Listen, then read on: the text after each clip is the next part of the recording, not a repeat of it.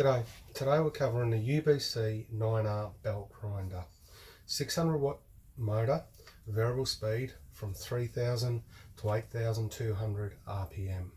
It can run various arms for various belt widths, from the 1.5 which will run 3mm or 6mm belts, right up to the 18mm which will run the 19mm belts.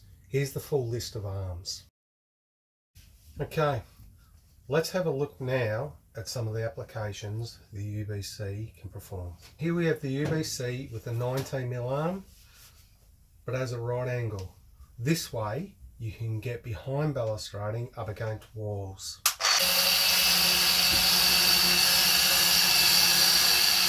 Right, so here we've got the 1.5mm arm on with a 6mm belt to run this fillet weld. Okay, and next we have the 3mm belt on the 1.5mm wheel to do the likes of fillet welds like this.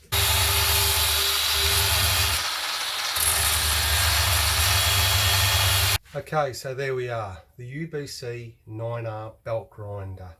Strong, variable speed, very versatile.